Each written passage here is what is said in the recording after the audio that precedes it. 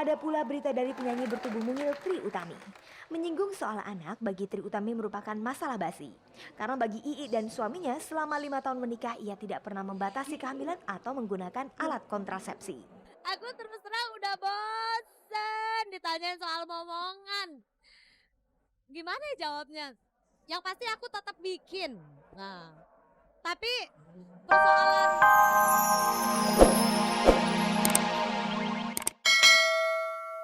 Kami tak trauma dengan kegagalan pernikahan sang mama? Itu dia yang tadi saya bilang. Saya sempat yang kok perkawinan yang depan mata saya itu nggak bahagia gitu. Tiga kalinya nggak bahagia gitu loh yang saya lihat. Jadi makanya sampai yang sempat ya sih saya ceritain yang soal skripsi saya itu. Yang saya bikin skripsi tentang kecemasan perempuan dewasa muda yang memasuki dunia perkawinan untuk memasuki dunia perkawinan yang orang tuanya cerai. Terus saya tanya responden-responden saya tuh ternyata mereka tuh kan semua tinggalnya sama ibunya ya kayak saya gitu. Dan mereka tuh ternyata semua tuh ngelihat bapaknya tuh yang jelek-jelek itu di bapaknya. Karena tinggal sama ibunya. Jadi kan ngelihatnya yang salah bapaknya gitu. Terus mereka udah gini, pokoknya saya tidak mau cari cowok yang punya kriteria negatif dari bapaknya. Jadi kalau kriteria positif dari bapaknya oke deh, misalnya cowok ini punya. Tapi kalau negatif jangan sampai deh gue dapet pacar kayak gitu. Semua dapetnya kayak gitu.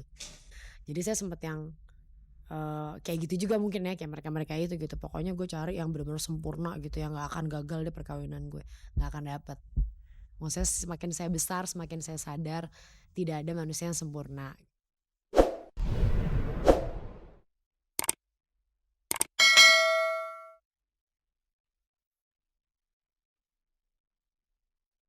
Pemirsa tidak usah malu kalau Anda memang suka membeli barang dengan cara mencicil. Karena pembawa acara terkenal seperti Muhammad Farhan ternyata suka membeli barang dengan cara kredit. Pemirsa, membeli barang dengan cara mencicil kini bukanlah hal yang tabu lagi. Karena kebiasaan membeli barang dengan cara kredit juga telah menjadi gaya hidup selebriti. Salah satu di antaranya adalah pembawa acara televisi Muhammad Farhan. Ayah dari satu anak ini tidak merasa gengsi membeli barang dengan cara mencicil. Ditemui saat berada di sebuah toko elektronik, Farhan tengah membeli DVD player. Apa yang membuat Farhan senang membeli barang cicilan? Ya karena itu, satu harganya emang tinggi sekali sekarang ya. Kedua, keadaan ekonomi sedang membaik. Jadi kita juga optimis bahwa setiap bulan kita pasti akan dapat penghasilan yang tetap gitu. Sehingga kita berani mengambil resiko atau kewajiban untuk membayar jumlah tertentu dalam jumlah tetap gitu. Jadi misalkan gue yakin penghasilan gue sebulan 3 juta, berarti gue berani sebulan gue bayar 1 juta deh buat beli TV gitu. Ternyata tradisi membeli barang secara kredit telah dilakukan Farhan di saat masih bujangan. Semua orang pasti pernah belanja dengan cara kredit. Ya dari mulai yang kecil-kecil dulu waktu sekolah kita beli baju kredit, beli sepatu kredit, bayar 2 kali 3 kali ya kan. Habis gitu udah gede ya beli mobil kredit, beli rumah juga ya kan. Terus ya alat elektronik juga mau nggak mau sekarang ya lebih enak bayar kredit ya. Nih, kalau penghasilan belum tetap jangan pernah berani ngambil kredit, bahaya sekali. Banyak yang merasa gengsi membeli barang secara kredit, apalagi artis sepopuler Farhan. Ada kesan membeli barang kredit berarti tidak mampu membeli kontan. Apa komentar Farhan tentang hal ini? Salah sekali anggapan seperti itu karena gimana pun juga kalau ada orang yang menganggap bahwa kita ngambil barang kredit karena kita nggak mampu bayar cash itu salah. Karena setiap bulan ya minimal setiap bulan kita mesti punya cash untuk membayar kewajiban kita. Kecuali kalau emang kita niatnya jelek untuk kemplang kredit itu ya ngapain minjem, ngerampok aja kali enggak.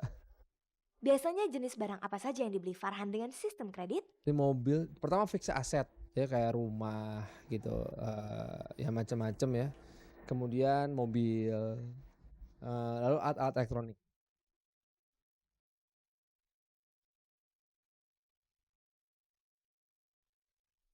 Pemirsa, berikut ini adalah berita-berita singkat dari sejumlah artis yang layak Anda simak. Inilah galeri selebriti yang telah disunting oleh tim Cek dan Dicek. Pemirsa, demam sepak bola Piala Eropa 2000 baru saja usai. Ternyata demam sepak bola juga melanda dua personel Projekti, Tika Panggabean dan Denny. Untuk menyalurkan kegemarannya bersepak bola, dua artis ini menjadi komentator bola dalam permainan table football yang digelar di Plaza Senayan belum lama ini. Kalau buat saya sendiri, saya mengenal sepak bola dari semenjak saya kecil kali ya. Mengenal pertama olahraga tuh sebelum mengenal bahwa lari itu adalah olahraga, saya sudah mengenal sepak bola. Dari mulai bola kertas yang asal ditendang-tendang itu permainan yang paling gampang. Kenapa sepak bola jadi yang populer? Karena memang dimanapun kita bersama-sama teman bisa bermain sepak bola dan itu fun gitu. Berbeda dengan Denny yang menikmati permainan sepak bola, Tika tertarik sepak bola karena pemainnya ganteng-ganteng.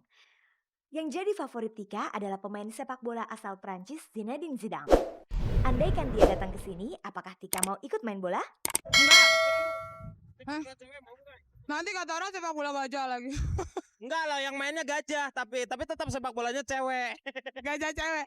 Nggak, saya kalau misalnya ada anak-anak renang di mana, saya lebih senang anak-anak renang ikut renang. Karena gue merasa diri gue seksi. Lebih baik ikut renang aja saya.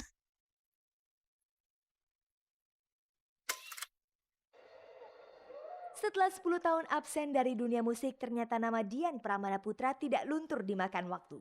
Terbukti kehadirannya kembali di dunia tarik suara disambut hangat oleh penggemarnya, termasuk oleh sejumlah penyanyi dan musisi yang pernah mengidolakannya. Hal itulah yang terjadi dalam konser pertamanya di Hard Rock Cafe dalam acara I Like Monday. Pertama sih memang ada getaran ya, ada getaran. Aku ingin sesuatunya berjalan smooth kan mestinya, tapi getaran itu hilang setelah mau tahu apa?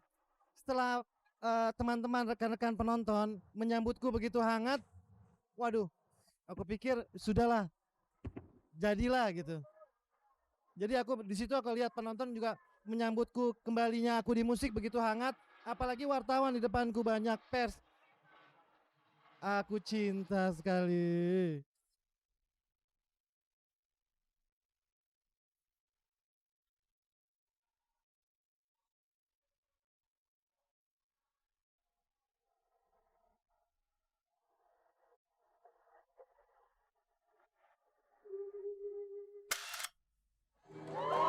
Ada pula berita dari penyanyi bertubuh mungil Trie Utami.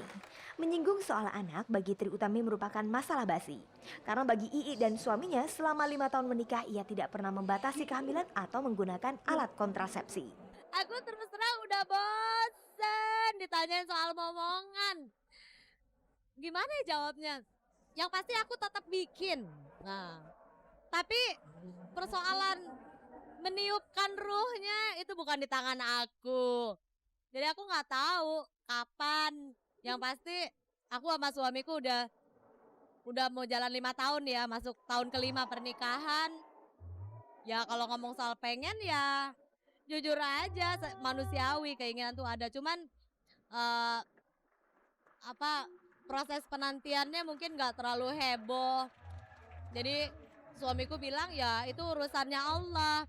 Dikasih alhamdulillah, nggak dikasih alhamdulillah, pasti Allah punya maksud yang baik gitu loh sama kita. Ya aku nunggu aja deh.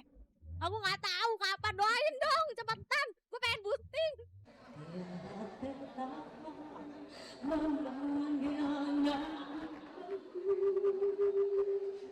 Anda masih bersama kami dalam tayangan paling bergengsi, Cek dan Dicek. Pemirsa, di antara perkawinan selebriti, maka perkawinan Edwin dan Lia lah yang paling seru, paling heboh, dan paling unik. Pasangan pengantin baru ini mengemas resepsi pernikahan mereka seperti pasar malam di Plaza Timur Senayan, Jakarta. Mereka menamakan acara itu Konser Pernikahan Edwin dan Lia. Pemirsa, beginilah suasana acara resepsi pernikahan Teguh Edwin dan Lia Novita hari Minggu lalu. Tidak seperti biasanya, acara resepsi pernikahan yang satu ini suasananya lebih terasa seperti pasar malam. Ada pedagang kaki lima, ada juga sejumlah seniman yang bergaya aneh-aneh. Tidak kalah seru adalah para tamu undangan yang datang dengan pakaian casual dengan mode nyentrik. Pasangan pengantin pun tidak kalah eksentriknya. Edwin dan Lia datang dengan sebuah bis tingkat diiringi dengan serombongan pengendara motor Harley Davidson. Sampai di Plaza Timur Senayan, Edwin dan Lia berpindah kendaraan dengan menaiki motor menuju pelaminan. Para undangan pun berkomentar seputar ide acara resepsi ini yang cukup gila-gilaan. Ya biar tahu aja. Ya udah, gue emang punya konsep-konsep gila ya. Bukan gila sih, sebenarnya obsesi dari sebelum gue married. Meski unik, tetapi acara resepsi ini terkesan meriah. Kalau boleh tahu berapa banyak sih biaya yang dikeluarkan Edwin dan Lia untuk acara resepsinya itu? Ini sebenarnya kalau gue sendiri gak sanggup. Kalau serang ini banyak dibantu oleh orang-orang. Semua bantu gue. Ternyata mereka semua tuh banyak yang bantu gue. Baik yang gak percaya sama gue juga bantu gue untuk berjuang terus. Dengan konsep keunikan acara resepsinya itu, Edwin masuk dalam kategori perkawinan terunik selebriti. Ya, gua gini aja, gua dengan masuknya gua ke Museum Rakyat Indonesia sebagai fase pernikahan terunik, berarti apa yang gua mau itu tercapai. Lalu apa komentar para selebriti tentang acara pesta Edwin dan Lia tersebut? Apakah ada di antara mereka yang terinspirasi untuk mengikuti jejak Edwin? Pokoknya asik. Perkawinannya rame seperti pasar malam.